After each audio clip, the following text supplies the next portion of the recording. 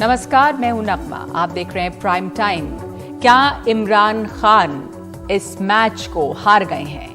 क्योंकि लग रहा है कि पाकिस्तान में इमरान खान की सरकार बस अब कुछ ही दिनों की मेहमान है। इमरान खान की सरकार के जो कई गठबंधन सहयोगी हैं उसे छोड़कर विपक्ष से मिल गए हैं और खुद इमरान की पार्टी पाकिस्तान तहरीक-ए-इंसाफ यानी पीटीआई के 20 से 30 सांसदों के बागी होने की खबरें आ रही हैं। यानी कि जब वोटिंग होगी तो वो क्रॉसओवर कर सकते हैं। अपने राजनीतिक जीवन की सबसे बड़ी चुनौती का सामना करने जा रहे हैं इमरान खान।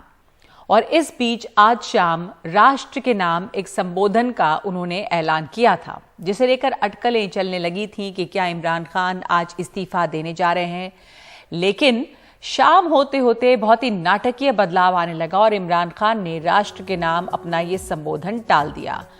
और फिर खबर ये आई कि पाकिस्तान के सेना प्रमुख जनरल कमर जावेद बाजवा और खुफिया एजेंसी आईएसआई के प्रमुख लेफ्टिनेंट जनरल नदीम अंजुम इमरान खान से मिले हैं और इसी मुलाकात के बाद इमरान खान ने राष्ट्र के नाम अपना संबोधन टाल दिया है। पाकिस्तान के राजनीतिक हलकों में अटकलें लगाई जा रही हैं कि आखिर इस बैठक में ऐसा क्या हुआ कि इमरान खान ने अपनी योजना बदल दी। आपको बता दें कि पाकिस्तान की जो नेशनल असेंबली है उसमें इमरान खान सरकार के खिलाफ 28 मार्च को अविश्वास प्रस्ताव रखा जा चुका है, जिसे शाहबाज शरीफ जो नवाज शरीफ के भाई हैं उन्होंने पेश किया था। और इस पर कल यानी कि 31 मार्च से बहस शुरू होनी है और ये भी माना जा रहा है कि इसके ऊपर जो वोटिंग होगी उसमें कुछ वक्त लग सकता है। शायद 3 अप्रैल तक इस पर मतदान हो जाएगा। जिस तरह के हालात हैं उसमें साफ दिख रहा है कि इमरान खान बहुत कमजोर विकेट पे हैं। उनका विकेट गिरना तय है। हालांकि उनकी पार्टी के लोग अभी भी कह रहे हैं कि वो आखिरी बॉल तक खेलेंगे। विपक्षी दल अपनी साझा रणनीति बना चुके हैं। पाकिस्तान की 342 सदस्यों की नेशनल असेंबली में अविश्वास प्रस्ताव पास कराने के लिए 172 वोट चाहिए। अब यह अविश्वास प्रस्ताव रखने वाले विपक्ष का जिम्मा बनता है कि वो 172 वोट जुटाएं। इसलिए इमरान खान ने अपनी पार्टी तहरीक-ए-इंसाफ के सांसदों से कहा है कि वो सदन में ना आए। तहरीक-ए-इंसाफ के पास 155 सांसद हैं, लेकिन उनमें से भी 20 से 30 बागी तेवर अपनाए हुए हैं। इसी के मद्देनजर इमरान खान ने पाकिस्तान की कोर्ट में याचिका डाली है कि जो भी पार्टी के व्हिप का उल्लंघन करे उसके ताजिंदगी चुनाव लड़ने पर पाबंदी लग जाए। यानी कि जो पार्टी का व्हिप होगा उसके खिलाफ नहीं जाए लोग। ये याचिका इसलिए ताकि उनकी पार्टी के लोग व्हिप का उल्लंघन ना करें। लेकिन इमरान की इन कोशिशों को अब काफी देर हो गई लगता है और नेशनल असेंबली का जो अंक गणित है वो अब विपक्ष के साथ दिख रहा है। माना जा रहा है कि इमरान खान सरकार के गिरने के बाद संयुक्त विपक्ष सरकार बनाने के लिए आगे आएगा और पाकिस्तान मुस्लिम लीग नवाज के अध्यक्ष शाहबाज शरीफ नए प्रधानमंत्री होंगे। उनके नाम पर कई लोग मुहर लगा चुके हैं। पीपीपी के अध्यक्ष बिलावल भुट्टो ने यह बात आज कह भी दी। उधर शाहबाज शरीफ ने कहा कि इमरान खान को इस्तीफा दे देना चाहिए क्योंकि वो सदन का विश्वास खो चुके हैं। शहबाज शरीफ साहब जो जल्द ही इंशाअल्लाह ताला मुल्क का वजीर आज़म मुंतखब होगा, जिस तरीके से और जिस अंदाज से सारे जमातों ने पहले दिन से इसी मिशन पे काम किया है, मिल के मेहनत किया है, ये तारीख का हिस्सा बनेगा कि ये हुकूमत जो गैर जमहूरी तरीके से हम पे मुसल्लत किया गया, पाकिस्तान के सियासी जमातों, पाकिस्तान के पार्लियामेंटेरियंस ने जमहूरी हथियार अपना के पार्लियामान का सिस्टम में रह के और पार्लियामान को इस्तेमाल करके इसका खात्मा का बंदोबस्त किया है। दरअसल 22 करोड़ अवाम का मुकदमा है जो आज ये मुतहदा अपोजिशन और उनके साथ जिस तरह बाप के खालिद मक्की साहब और आज MQM ने ऐलान किया है, इसके बाद मैं समझता हूँ कि जमहूर का तरीका ये है और एक रवायात ये हैं कि फिर प्राइम मिनिस्टर चाहे वो सिलेक्टेड क्यों ना हो, उनको चाहिए कि जब वो अदबी कुव्वत खो बैठे हैं पार्लियामान में, आज वो इस्तीफा देकर एक नई रीत कायम करें और रवायत कायम करें। पाकिस्तान के इतिहास में कोई भी प्रधानमंत्री 5 साल का अपना कार्यकाल पूरा नहीं कर पाया है। ये याद रखना बहुत जरूरी है कि इतिहास अपने आप को दोहरा रहा है। इमरान खान की सरकार को 3.5 साल हो चुके हैं, लेकिन अब उसके दिन भी गिनती के ही बाकी रह गए हैं। माना जा रहा है कि इमरान खान सरकार सेना का भी विश्वास खो चुकी है, जो पाकिस्तान की सत्ता में सबसे अहम पहलू है। और जब वो सरकार बनाया था उन्होंने, तो सेना की रजामंदी से ही बनाया था। जिस प्रधानमंत्री को सेना का साथ नहीं मिला, वो वहां की सत्ता में ज्यादा देर नहीं टिक सका। वैसे इमरान क्रिकेट के दिग्गज खिलाड़ी रहे हैं। पिछले ही दिनों उन्होंने कहा कि जब खिलाड़ी मैदान में उतरता है तो ये मानकर उतरता है कि मैच वही जीतेगा। इमरान के इस्तीफे से इनकार करते हुए आज पाकिस्तान के मंत्री फवाद चौधरी ने भी ये ट्वीट किया है कि इमरान खान एक खिलाड़ी हैं जो आखिरी गेंद तक लड़ता है, कोई इस्तीफा नहीं होगा। मुकाबला होगा, दोस्त और दुश्मन दोनों मैच देखेंगे। पाकिस्तान के एकमात्र वर्ल्ड कप जिताने वाले करिश्माई क्रिकेट कप्तान इमरान खान राजनीति की पिच पर उतरे तो जरूर, लेकिन पहली ही पारी पूरी खेलने से पहले वो आउट होते नजर आ रहे हैं। तो इस बीच कई सवाल हैं। बहुत सियासत में उथल पुथल है। शहबाज शरीफ का नाम सामने आ रहा है। पाकिस्तान की सियासत में इसके क्या मायने हैं, क्या बदलने वाला है अगर इमरान खान की सरकार गिरती भी है तो हिंदुस्तान को इसको कैसे देखना चाहिए। हमारे साथ चर्चा के लिए मौजूद हैं प्राइम टाइम में मनोज जोशी, जो फेलो हैं ऑब्जर्वर रिसर्च फाउंडेशन में, डिस्टिंग्विश्ड फेलो। हमारे साथ खालिद महमूद हैं, विशेष संवाददाता जियो टीवी। हमारे साथ कल्बे अली हैं, सीनियर रिपोर्टर डेली डॉन। अब कल्बे अली साहब, इमरान खान जो हैं, अब ये बिलावल भुट्टो का ट्वीट आया कि Imran Khan not PM anymore, तो ये मरियम नवाज शरीफ ने भी ट्वीट किया कि इनको इस्तीफा देना चाहिए। तो ये जो हालात वहां पर बने हैं, उसके बाद क्या आपको लग रहा है कि वोटिंग हो इसके पहले ही इमरान खान इस्तीफा दे सकते हैं? ये वैसे बड़ा ट्रिकी क्वेश्चन है। इसका कोई क्लियर आंसर मैं नहीं समझता किसी के पास भी होगा, क्योंकि इमरान खान साहब की एक पर्सनैलिटी है। वो बात बिल्कुल ठीक है कि एक पर्सनैलिटी काउंट करती है। फिर उनके अपने एक हालात होते हैं कि he has not much to lose, जाती पर्सनल लाइफ में, निजी जिंदगी में, क्योंकि उनकी ना फैमिली है, ना उनके पास ऐसे कोई बिजनेसेस हैं, ना उनके कोई मेजर स्टेक्स हैं पाकिस्तान में। तो ऐसे लोग ज्यादा रुथलेस भी होते हैं। आई मीन इसको प्रैक्टिकली क्या है, नफ्सियात को क्या, साइकोलॉजिकली स्पीकिंग। दूसरी तरफ ये जो लोग कह रहे हैं कि उन्हें इस्तीफा दे देना चाहिए, वो एक क्या कहना चाहिए, अपने हिसाब से जश्न मना रहे हैं, प्रेशराइज कर रहे हैं, गिरती हुई दीवार को एक और धक्का दो। ये सब चीजें पॉलिटिक्स का हिस्सा लग रही हैं। मुझे लेकिन लगता नहीं है कि इमरान खान रिजाइन करेंगे। और ना सिर्फ ये कि उनकी पर्सनल जो निजी, उनकी जो जिस तरह से उनका एक मस्तिष्क रहा है कि वो फाइटर टाइप आदमी है, एक तो ये वजह है कि वो, दूसरा बहुत सारे लोग अभी भी समझते हैं कि शायद अगले एक हफ्ते में कोई मेजर चेंज आ जाए, जैसे कि पिछले 3 दिन में मेजर चेंज आई है। बिल्कुल गेम हार चुके थे अपोजिशन वाले, सिर्फ बलूचिस्तान अवामी पार्टी और एमकेएम, इन दोनों की शिफ्टिंग ना होती। और हालांकि ये वो पार्टीज हैं जो समझा जाता है कि वो काफी दबे हुए हैं, बिकॉज एक बलूचिस्तान से है और एक कराची से है, कि अगर ये लोग चाहें भी तो इनका एक लिमिट से ज्यादा इंडिपेंडेंट हो नहीं सकते, क्योंकि वहां पे इनके ऊपर स्टैब्लिशमेंट का, रेंजर्स का, एफसी का एक प्रेशर रहता है जी। तो इसलिए ये लोग एक लिमिट से ज्यादा नहीं निकल सकते बाहर। ये लोग इधर आ गए हैं, अब कोई गारंटी नहीं है कि दोबारा भी शिफ्ट हो सकते हैं। तो आप कह रहे हैं कि जिस तरह से हालात बदले हैं, वो हो सकता है कि बदल भी जाएं वापस। आपको ऐसा लग रहा है खालिद महमूद साहब, जैसे एमक्यूएम अब हट गया और ऑपोजिशन के साथ चला गया, बलूचिस्तान की पार्टी वो हट गई, तो ये तमाम लोग जो अभी एक हवा बन गई है और छोड़ रहे हैं मौजूदा सरकार का साथ, कुछ ऐसा बहुत ड्रामेटिक, बड़ा नाटकीय हो सकता है क्या कि खेल बदल जाए, या ये तय लग रहा है कि इमरान खान की सरकार तो जाएगी? अगर आप आंखें बंद कर लें तो आप जो मर्जी सोचते रहें। इस वक्त एक मीटिंग चल रही है इस्लामाबाद में, जहां पे तहरीके इंसाफ के 30 से ज्यादा अरकान जो हैं वो भी मौजूद हैं अपोजिशन के साथ। और इस तरह ये 200 का आंकड़ा जो है वो क्रॉस कर चुके हैं इस वक्त जो अपोजिशन जमाते हैं। 172 से बढ़ के 200 का आंकड़ा पहुंच चुका है उनका। जी, 200 तक ये पहुंच चुके हैं और अभी मीटिंग जारी है और सब लोग वहां पे मौजूद हैं। और इसमें पाकिस्तान के जो इंफॉर्मेशन मिनिस्टर हैं फवाद चौधरी उनका कजन भी वहां पे मौजूद है, फरूख अल्ताफ जो हैं वो भी हैं, और दूसरे लोग जो है जिनके बारे में ये कहा जा रहा था कि इमरान खान को नहीं छोड़ेंगे, जिनमें डॉक्टर आमिर लियाकत है, वो भी वहां मौजूद हैं, और जो वहां पे नाराज लोग हैं इमरान खान से वो सब लोग वहां पे मौजूद हैं। और अब किस तरीके से डिनाई करेंगे इमरान खान के जी मैं अभी भी अक्सरियत है मेरे पास, और वो किस तरीके से इनको पूरा करेंगे ये अब बिल्कुल सामने नजर आ रहा है कि ये नामुमकिन है।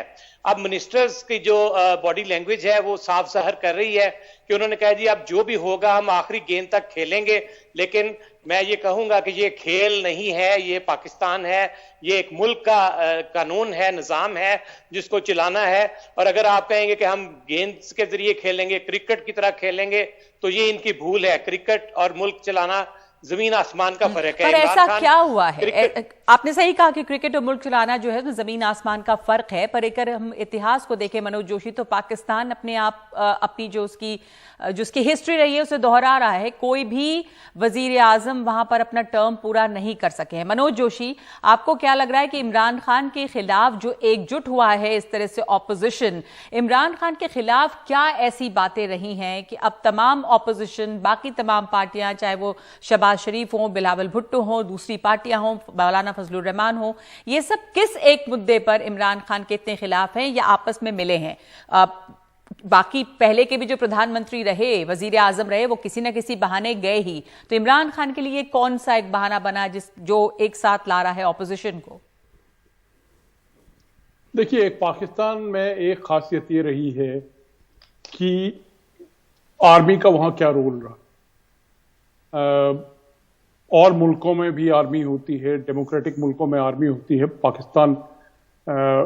पाकिस्तान में 60% जो पावर है वो आर्मी के हाथ में है। और अभी तक अब आप देख लीजिए, सन 1980s से देख लीजिए, मोहम्मद खान जुनेजो साहब आए थे, उनको सामने रखा गया था, प्रधानमंत्री बने थे, चले थे। वो आर्मी ने ही उनको सामने रखा था और आर्मी ने ही उनको निकाल दिया। वही चीज हुई नवाज शरीफ आए कैसे? जब नवाज शरीफ पहले आए तो वो एक आर्मी के नुमाइंदे थे, और वैसे ही कहा जाता है इमरान खान के बारे में कि वो आर्मी के नुमाइंदे थे। तो इसमें मुझे लगता है कि जो सबसे अहम बात यह है कि आर्मी जो है, उन्होंने जो सह दी थी, जो सपोर्ट दिया था इमरान खान को, वो हट गया है। तो जो आर्मी एक किस्म से इस समय न्यूट्रल बन गई है, और उनकी न्यूट्रलिटी की वजह से बाकी सब कुछ हो रहा है। मतलब जो MQM है और जो अलग जो और पार्टीज हैं वो साथ जुड़ रही हैं, मिल रही हैं। तो इसमें मैं समझता हूं कि जो आर्मी का जो सह था इमरान खान के ऊपर, वो पीछे हट गया है। तो आर्मी का इमरान खान के सर से हाथ हटना जो है एक बड़ी वजह है जो ऑपोजिशन को भी साथ ला रहा है। तो अब कल्बेली साहब, ये भी एक सवाल बनता है फिर कि अब जो नए वजीर आजम बनेंगे, अगर इमरान खान गए, जो कि बिल्कुल तय लग रहा है, उनके सर पे आर्मी का हाथ है। आर्मी भले तटस्थ कह रही है अपने को, लेकिन तमाम नाम जो जरदारी साहब ने नाम लिया, बिलावल भुट्टो ने नाम लिया, शहबाज शरीफ का, तो वो दौर भी है जब नवाज शरीफ हटाए गए, उसमें भी सेना का क्या रोल रहा सब जान रहे हैं। और अब ये जब शहबाज शरीफ वापस आते हैं तो इसमें भी क्या हाथ या क्या रोल रहेगा सेना का? अच्छा नगमा, पहले तो मैं एक चीज का ऐड कर दूं, कल्बे सादिक साहब लखनऊ के थे और काफी बहुत बड़े एक आलिम दीन थे, तो मैं तो बिल्कुल इसी वजह से मैंने आपको गलती से ये कल्बे सादिक साहब और कल्बे अली साहब जी। बार जोशी साहब की मैं एक चीज से थोड़ा सा एक डिफर करूंगा। सर, आप कैसे कह सकते हैं कि आर्मी न्यूट्रल हो गई है? आई मीन नहीं, ये आर्मी का ये कहना है कि वो न्यूट्रल है, वो तटस्थ है।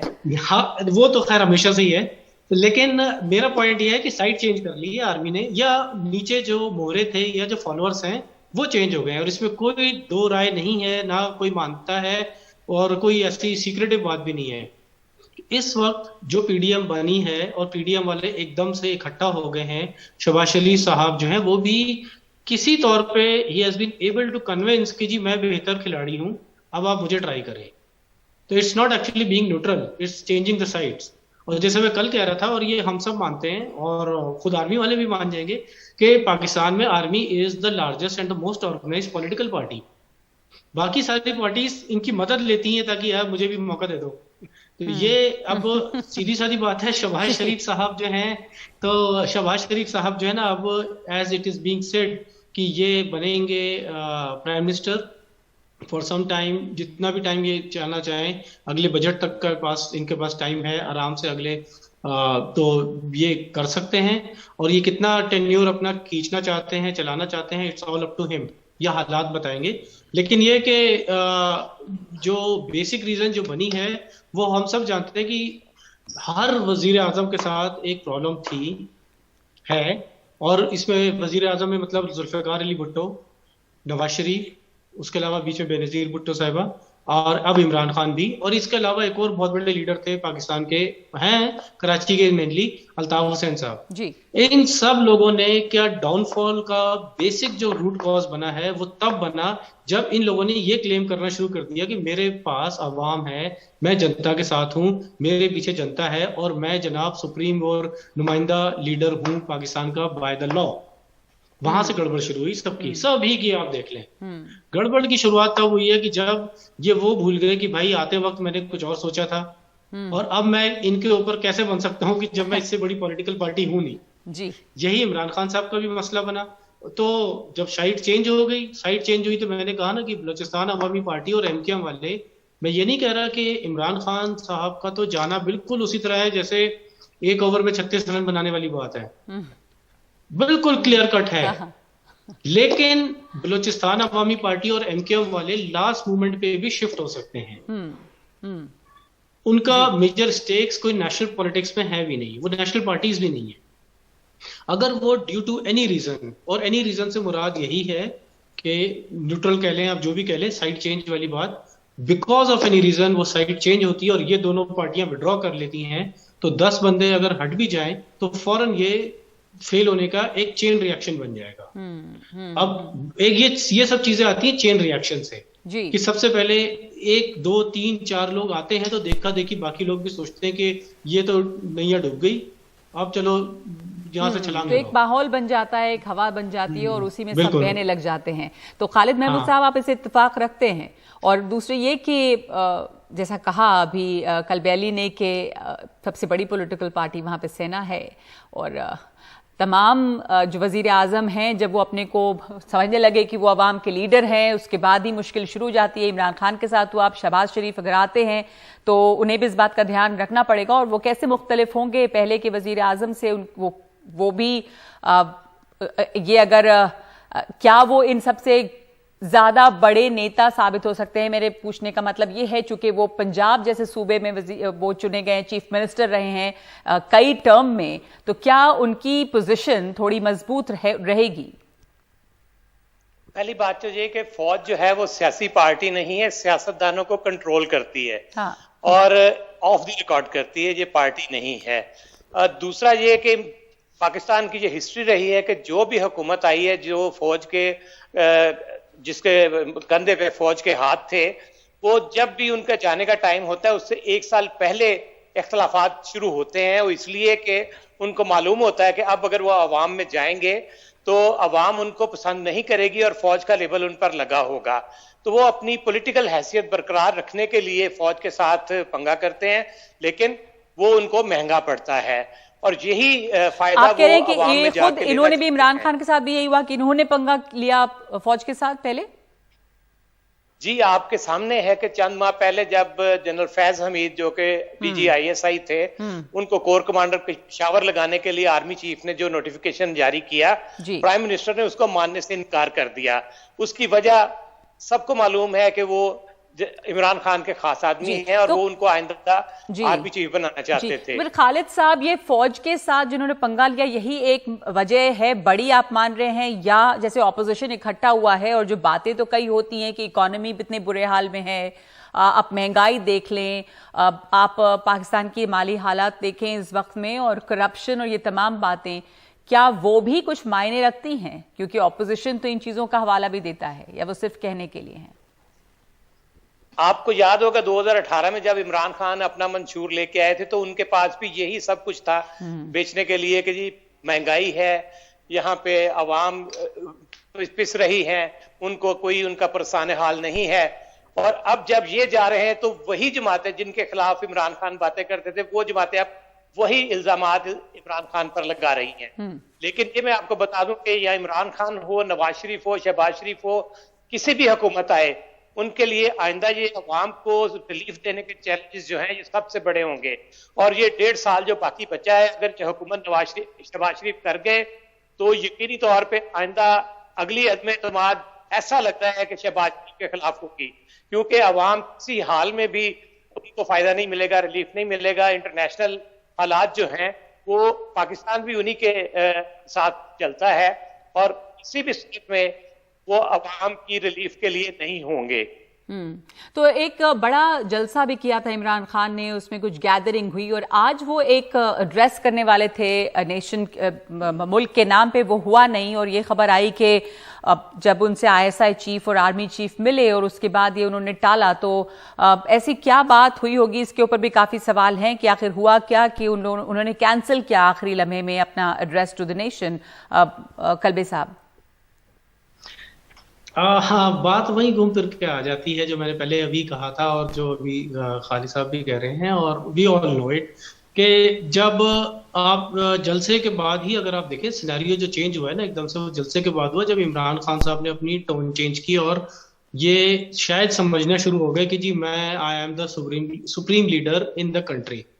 जबकि ना वो पार्लियामेंट में भी इतनी पावर रखते थे, इतनी मतलब उनके पास नंबर नहीं थे पहले से ही, अलाइज के अलावा भी उनकी कोई बहुत अच्छी स्ट्रेंथ नहीं थी।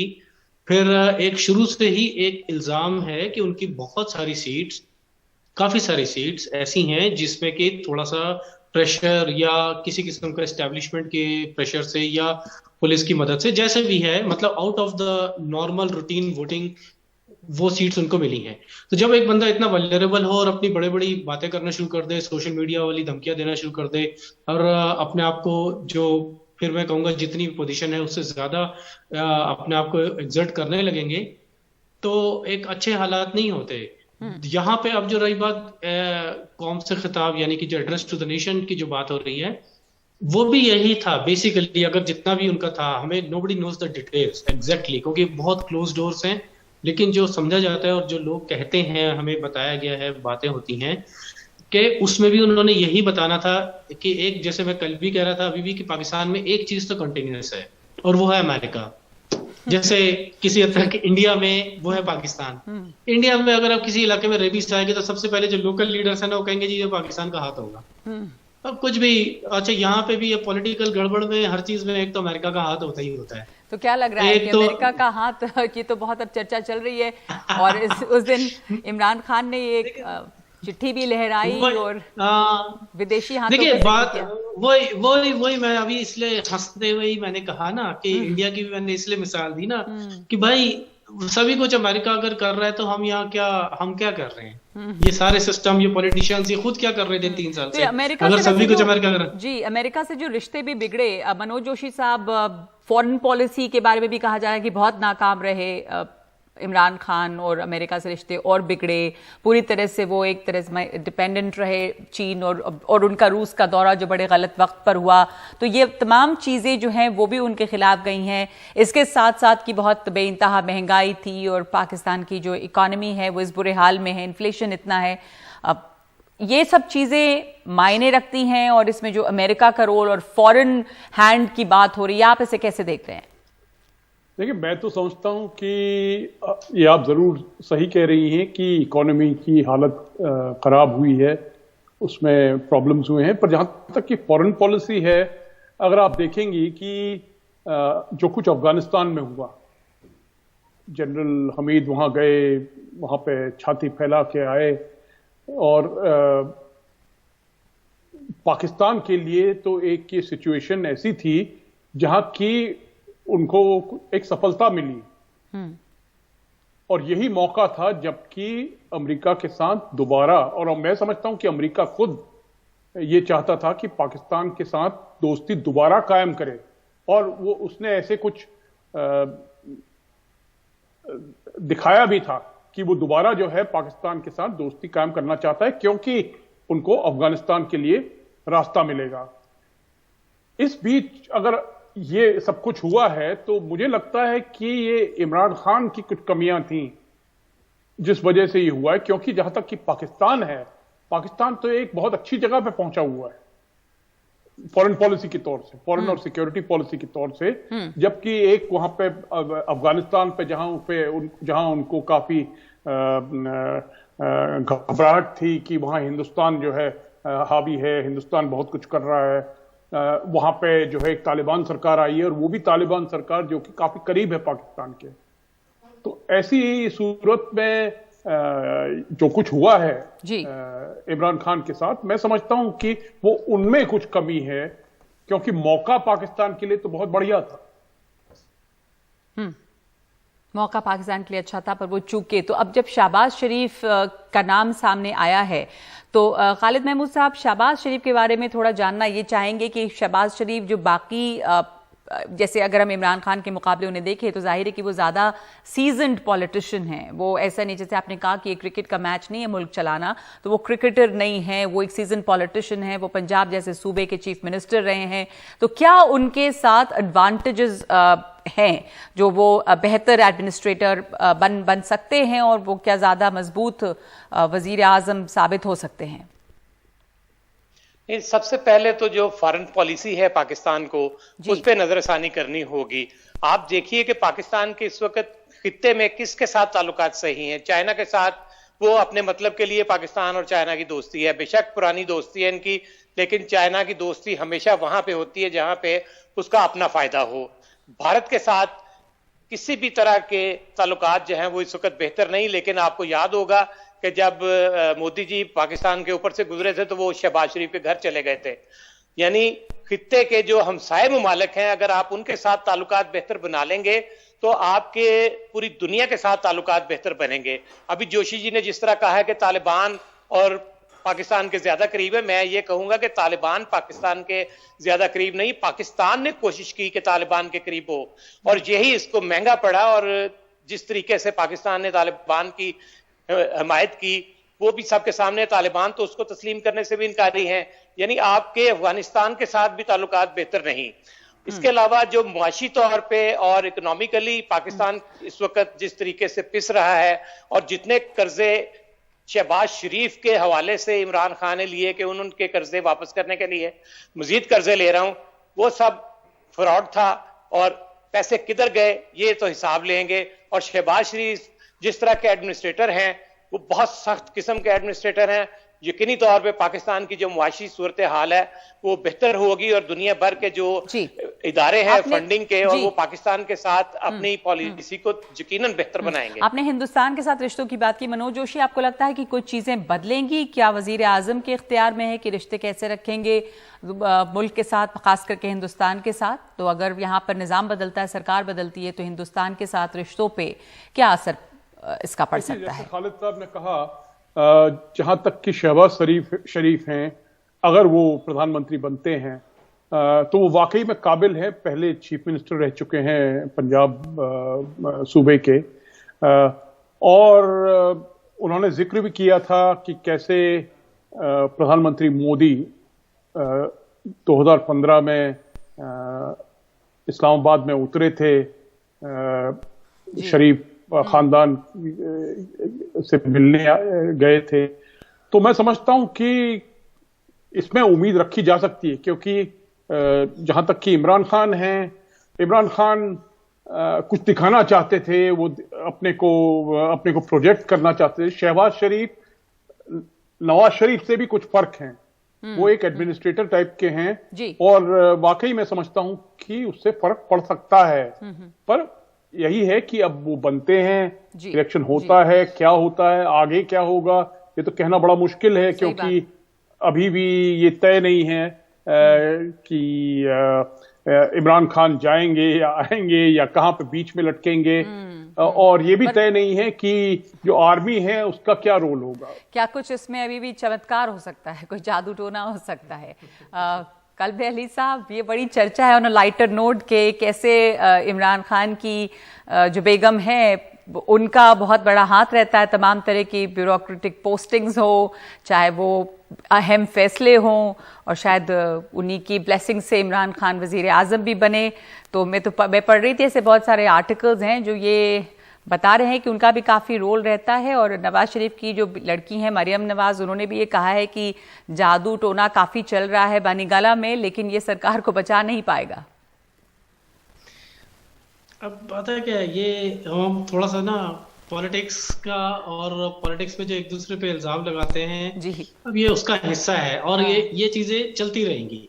हमारे मुल्कों में क्या, दुनिया में ऐसे ही होता है। लेकिन जो इन चीजों से ना इमरान खान साहब की कोई सेहत पे असर पड़ा जी, ना कोई गवर्नमेंट या अपोजिशन इस बेस पे नहीं इकट्ठा हुई है, ना कोई मेजर फॉरेन पॉलिसी है, ना इकोनॉमी है। मेजर चीज जैसे हम फिर कहेंगे, इकोनॉमी एक वो कैटलिस्ट था, एक बीच में जरिया बना जिसकी वजह से लोगों को जरा एक्साइट करना, या लोगों को एक पब्लिक में तकरीर करना, जो है ना, भाषण देने में तो आसानी हो गई है इकोनॉमिक कंडीशन के बेस पे। लेकिन इकोनॉमी अगर हालात होते तो पिछले 2 साल से 3 साल से क्यों नहीं पीडीएम वाले यही लोग एक मार्च नहीं किया किसी ने? महंगाई का तो कभी भी एक कोई एजेंडा ही नहीं रहा। मुझे तो नहीं याद पड़ता कि पिछले 10-15 साल में जिस तरह तो ये आपने जैसा कहा कि एक कैटलिस्ट जरूर बन गई है और उसके इर्द गिर्द लोग जो हैं वो जमा हो रहे हैं। बहुत बहुत शुक्रिया आप तीनों लोगों का इस चर्चा में शामिल होने के लिए। ये उथल पुथल अभी बनी हुई है और देखना होगा कि दरअसल क्या होता है, क्या कोई ड्रामेटिक बहुत नाटकीय मोड़ इसमें आ सकता है, या कप्तान की पारी जो है वो खत्म हो गई है। प्राइम टाइम में इस वक्त एक ब्रेक ले रहे हैं हम। मंगलवार को दिल्ली के संजय गांधी ट्रांसपोर्ट नगर में एक सीवर में 4 लोगों की जहरीली गैस की चपेट में आने से मौत हो गई है। इनमें 3 एमटीएनएल के कर्मचारी थे, जबकि 1 रिक्शा चालक था। सतीश नाम का ये रिक्शा चालक एमटीएनएल कर्मचारियों को बचाने के लिए सीवर में उतर गया था और जहरीली गैस से उसने भी सीवर के अंदर ही दम तोड़ दिया। मदद की ऐसी मिसाल दिखाने वाले रिक्शा चालक की मदद के लिए कई लोग सामने आ रहे हैं। इसके साथ ही ये सवाल भी उठ रहा है कि सफाई के ठेकेदार ने अपने कर्मचारियों को सेफ्टी किट क्यों नहीं दी, जो नियम के तहत दी जानी चाहिए। मंगलवार शाम 6:30 बजे इसी सीवर में एमटीएनएल में ठेके पर काम करने वाले 2 कर्मचारी बच्चू और पिंटू तारों को ठीक करने के लिए उतरे, लेकिन वो जहरीली गैस की चपेट में आ गए। इसके बाद उनका ठेकेदार सूरज सिंह साहनी भी सीवर में उतर गया, लेकिन तीनों अंदर से मदद की गुहार लगाने लगे। मदद के लिए एक रिक्शा चालक सतीश सीवर में कूद गया, लेकिन चारों की जहरीली गैस की चपेट में आने से मौत हो गई। दरअसल ये जो सीवर है, इस सीवर के अंदर एक जाल बिछा हुआ है और जाल में जो एमटीएनएल की तार है वो जाती है।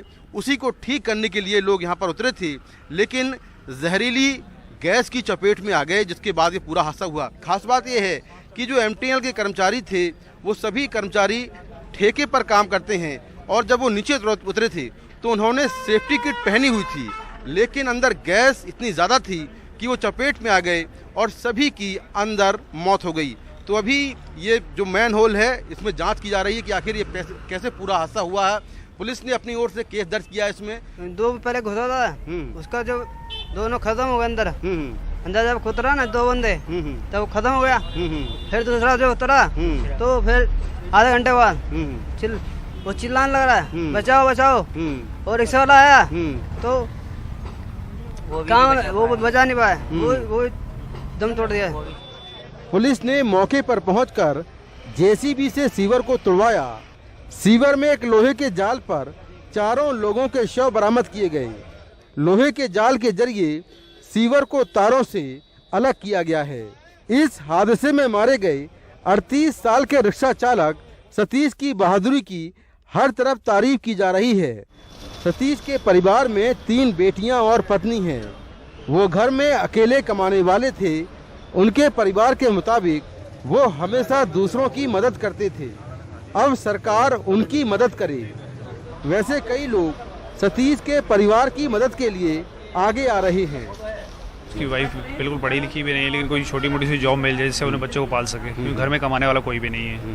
एक सतीश ही था जो किराए का रिक्शा लेकर जाता था और वही कमा के लाता था। अच्छा, मकान भी किराए का है उनका। अच्छा, मूल रूप से कहाँ से रहने वाले हैं? वैसे हरियाणा के रहने वाले, लेकिन कई सालों से दिल्ली में ही थे। वहीं एमटीएनएल में ठेके पर काम करने वाले कर्मचारियों के परिवार के मुताबिक मृतक वहां कई सालों से काम कर रहे थे, लेकिन ठेकेदार ने उन्हें सेफ्टी किट नहीं दी थी। 35-40 साल से काम कर रहे थे। अच्छा, हाँ जी। तो ये अंदर जब कल गए थे तो उन्होंने सेफ्टी किट पहनी हुई थी? सेफ्टी तो कुछ नहीं होती थी, ऐसे ही काम करते थे और बस। अच्छा, रोजाना करते थे 35-40 साल से। अच्छा, और कोई ऐसी बात नहीं हुई थी और कल ये अचानक ही हो गया जो भी होना था। पहले कभी कोई इस तरह की घटना उन्होंने बताई हो, परेशानी हुई हो कभी इस तरह की? पहले एक बार गिर गए थे, अब इतना तो अंदाजा है नहीं तारीख वगैरह, तो पहले गिर गए थे तो अट्टी पट्टी करा के मतलब ठीक हो गए और फिर काम करने लग गए। दिल्ली पुलिस ने इस मामले को लेकर केस दर्ज कर लिया है, जांच जारी है। नई दिल्ली से कैमरामैन एजे जोसेफ के साथ मैं मुकेश सिंह, एनडीटीवी इंडिया। दूसरों की मदद की कोशिश में जान जाने वाले रिक्शा चालक सतीश के परिवार की अगर आप मदद करना चाहते हैं तो उनकी पत्नी नेहा के खाते में पैसे डाल सकते हैं। ब्यौरा इस तरह है। नाम है नेहा, बैंक ऑफ बड़ौदा शाखा रोहिणी और अकाउंट नंबर है 53118100001317 और IFSC कोड BARB 0ROHSEC।